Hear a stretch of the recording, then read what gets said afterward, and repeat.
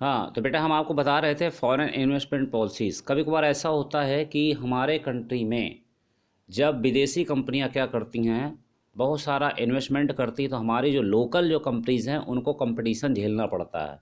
यानी कंपटीशन जो है बीट करना होता है।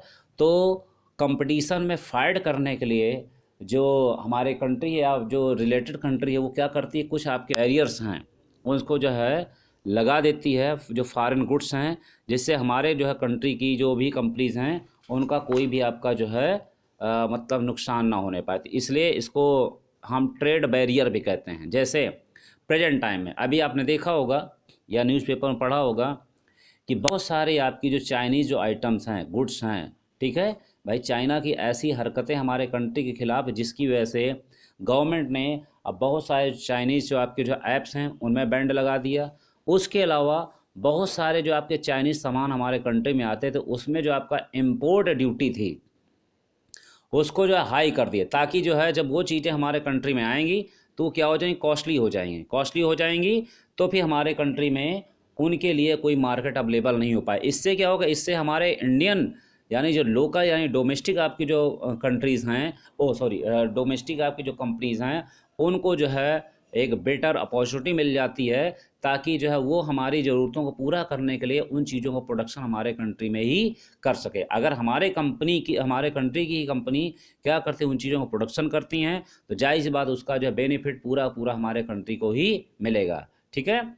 Trade barrier is the government impose restrictions on the free international exchange of goods और services.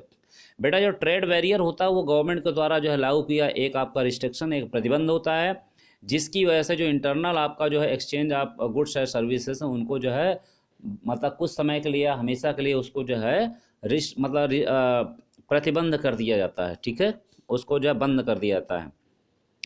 Tax on imports called import duty is an example of a trade barrier.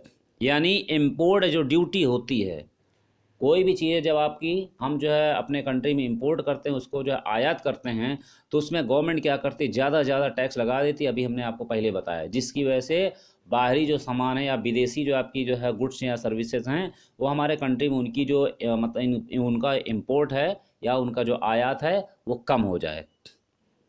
It is called a barrier because some restriction has been set up. ये आपका एक barrier यानी अवरोध के रूप में कहलाता है, क्योंकि बहुत सारे आपके जो है जो रिस्ट्रिक्शंस हैं उनको जो है लागू किया जाता है।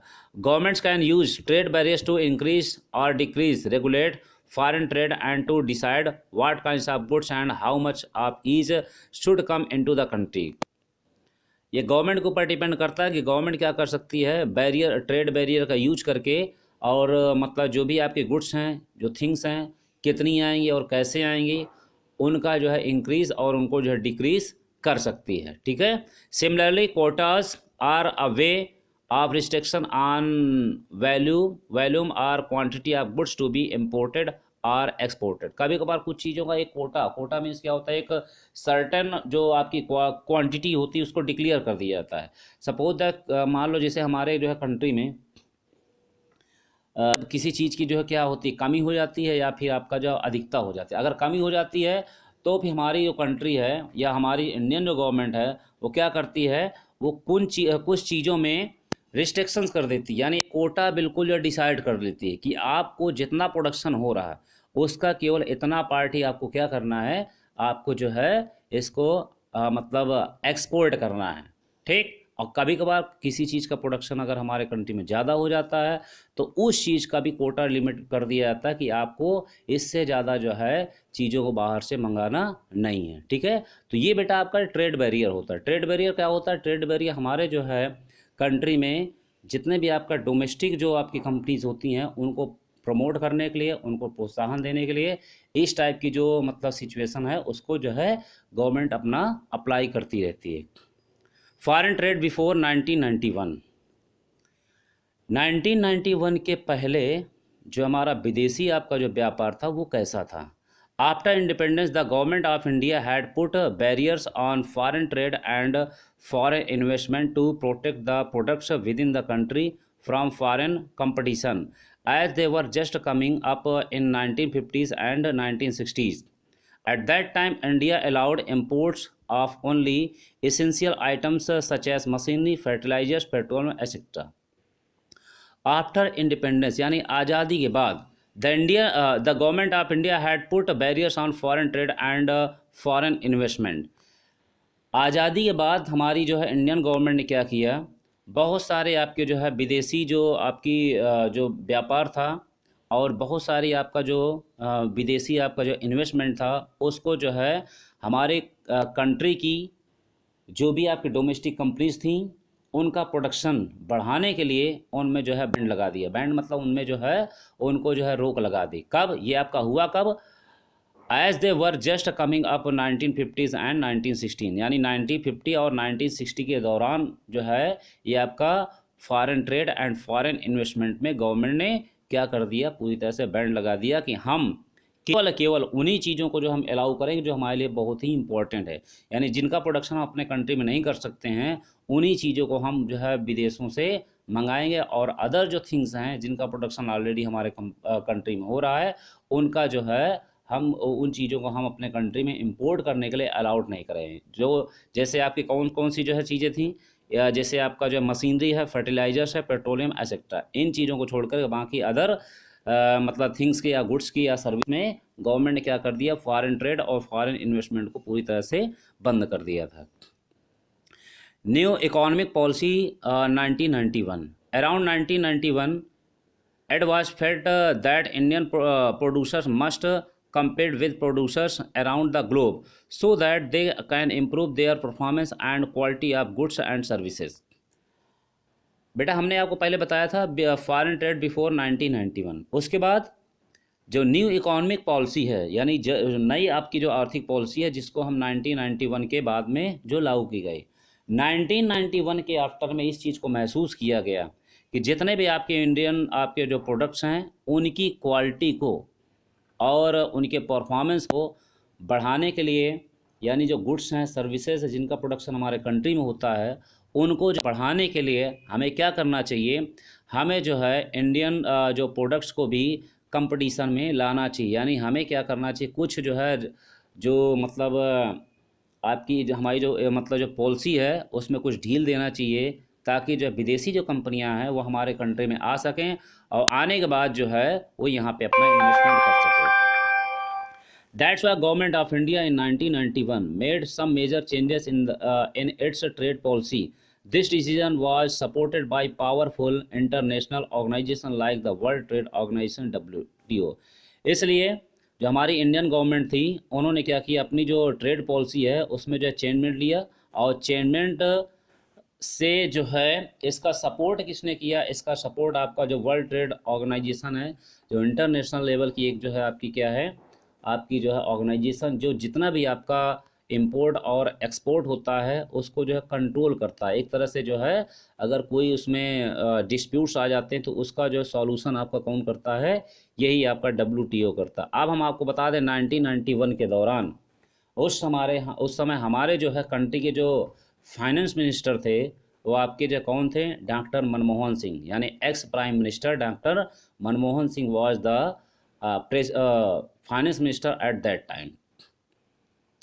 अब यहाँ बेटा आ जाता है लिबरलाइजेशन यानी उदारीकरण, इसको कहा जाता है उदारीकरण। यहीं से आपका प्रेजेंट टाइम में बहुत सारी जो है सिचुएशन निकल के सामने आ रही हैं कि बहुत सारी जो इंडियन जो मतलब गवर्नमेंट आपकी जो कंपनीज़ हैं उनको जो प्राइवेट सेक्टर को या तो मतलब जो है पूरी तरह से हैंड ओवर किया जा रहा है या ज़्यादा से ज़्यादा उनको जो है या मतलब उसका कुछ पार्ट है उसका जो है प्राइवेट सेक्टर को अवेलेबल कराया जा रहा है। ठीक, तो आज से नहीं चालू हुआ था आपका जो है कब से, 1991 में ही आपका स्टार्ट हो गया था, जिसको हम लिबरलाइजेशन कहते हैं। रिमूविंग बैरियर्स और restriction set earlier by the government is known as liberalisation. यानी जितने भी आपके जो है रिस्ट्रिक्शन से प्रतिबंध थे, बैरियर्स थे, उनको हटाना जो है क्या कहलाता है, लिबरलाइजेशन मीन्स उदारीकरण कहलाता है। ठीक, ये वर्ड आपका जो हिंदी का वर्ड है उदारीकरण, इसको आप अभी समझ नहीं पाओगे। ठीक है, in India it refers to economic liberalization undertaken by the government of India starting in 1991 resulting in the removal of controls to encourage economic development। यानी बहुत सारी आपकी जो कंपनियां थी उनको जो है गवर्नमेंट के कंट्रोल से बाहर कर दिया, ताकि जो है उनका डेवलपमेंट आपका पूरी तरह से हो सके। With the liberalization of trade, businesses are allowed to make decisions freely about what they wish to import or export। यानी लिबरलाइजेशन के दौरान पे गवर्नमेंट ने अपनी पॉलिसी में चेंज किया, और उन्होंने जो है जो भी व्यक्ति, जो भी पर्सन या जो भी आपकी इंडस्ट्रीज़ जिस चीज़ का भी आपका इंपोर्ट करना चाहे या एक्सपोर्ट करना चाहे, उसके लिए वो आपका जो है वो डिसीजन सेल्फ ले सकता है। Now the government imposes less restriction than before and is therefore considered to be more liberal। यानी अब जो है पहले की अपेक्षा गवर्नमेंट ने बहुत सारे आपके जो रिस्ट्रिक्शंस थे उनको कम कर दिया जो पहले थे, ठीक है। अब जो है ज़्यादातर लोग क्या हो गए, उदार का मतलब क्या, फ्री होकर के उनको जो है बिजनेस करने का मौका यानी अपॉर्चुनिटी आपकी मिल गई। यहाँ पे थोड़ा सा डिस्कशन कर लेते हैं। आपका वर्ल्ड ट्रेड ऑर्गेनाइजेशन, इसको हम WTO भी बोलते हैं। World trade organisation WTO is an international organisation dealing with the global rules of trade between Nations.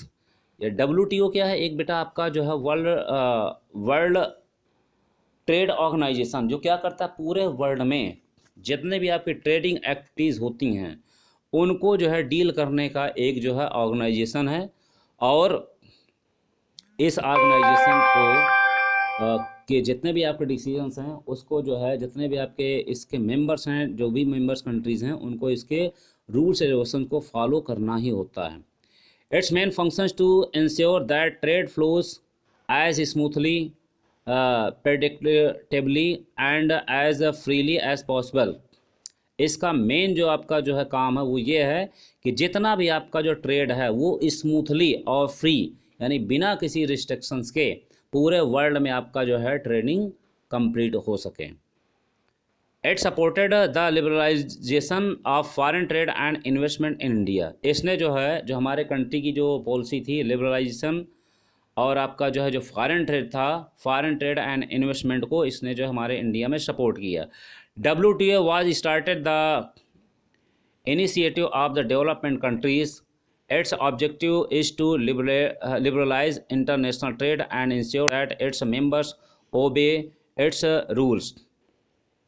WTO का मेन मकसद था कि ज़्यादा से ज़्यादा लोगों को जो है इंटरनेशनल ट्रेड से जोड़ सकें, जिनसे उनका जो है ग्लोबल लेवल पर उनका डेवलपमेंट हो सके। और इसका ये भी एक मोटो था कि जितने उसके जो मेंबर्स हैं वो क्या करें, वो उनके रूल्स रेगुलेशन को फॉलो करें, ठीक है।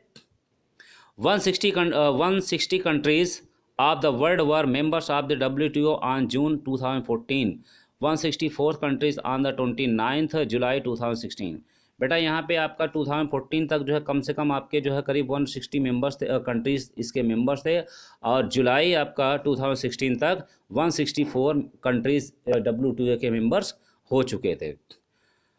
So WTO is supposed to allow free trade for all. Actually, it is found that the developed countries have unfairly implemented some trade barriers and forced the developing countries to remove barriers। हालांकि जो है जो ये WTO क्या करता है वो support का मतलब जो क्या करता है सपोर्ट करता है, यानी इस चीज़ को इंश्योर करता है कि पूरे वर्ल्ड में जो आपका जो ट्रेड है वो आपका क्या हो, बिल्कुल जो है फ्री हो। फ्री का मतलब क्या होता है, किसी प्रकार के रिस्ट्रिक्शंस ना हो। लेकिन जितने भी आपकी डेवलप्ड कंट्रीज़ होती हैं वो क्या करती हैं, वो आपका जो मतलब कुछ गलत तरीके इस्तेमाल करके और कुछ चीज़ों का इम्प्लीमेंट करती हैं कि वहाँ की जो चीज़ें हैं वो आपके विदेशों में पहुँच जाए, लेकिन वहाँ पे बहुत सारी चीज़ें हैं विदेशों की वहाँ पे इम्पोर्ट ना होने पाए। इस टाइप की जो है ये क्या करती हैं, ये चाल यानी ट्रिक करती रहती हैं। An example of this is the trade in agriculture products. यानी एक एग्जाम्पल आपका एग्रीकल्चर प्रोडक्ट्स में है, जैसे agriculturist in the USA are heavily subsidies by their government so that they can export products like wheat and cotton at very low prices to developing countries, thus competing with the adversely affecting farmers in these countries। जैसे USA की जो आपके मतलब agriculturist थे, यानी जो मतलब वहाँ के जितने भी किसान थे, उनको जो है USA की गवर्नमेंट ने काफ़ी ज़्यादा मात्रा में जो है उनको सब्सिडी अवेलेबल कराई, जिससे वो अपना जो वीट और जो कॉटन है उसको ज़्यादा मात्रा में डेवलपिंग कंट्रीज़ को एक्सपोर्ट कर सकें। और जब डेवलपिंग कंट्रीज़ को एक्सपोर्ट करेंगे तो जाहिर सी बात है उनकी जो फार्मर्स की जो कंडीशंस है वो पूरी तरह से प्रभावित ज़रूर होगी, क्योंकि उनको जो है जो लागत है, उनकी जो कॉस्ट प्राइस है वो आपकी क्या होती है, वो लो होती है और उनको बेनिफिट ज़्यादा मिल जाता है अदर कंट्री की अपेक्षा। तो कभी कभार कुछ डेवलप्ड कंट्रीज जो होती हैं वो क्या करती इस प्रकार की जो है ट्रिक अपनाती हैं, जिससे उनको ज़्यादा से ज़्यादा बेनिफिट हो सके, और जो WTO के जो रूल्स हैं उनको जो है क्या करते हैं, इग्नोर कर देते हैं। ठीक है बेटा, तो ये आपका वर्ल्ड ट्रेड ऑर्गेनाइजेशन तो हो गया। ठीक है।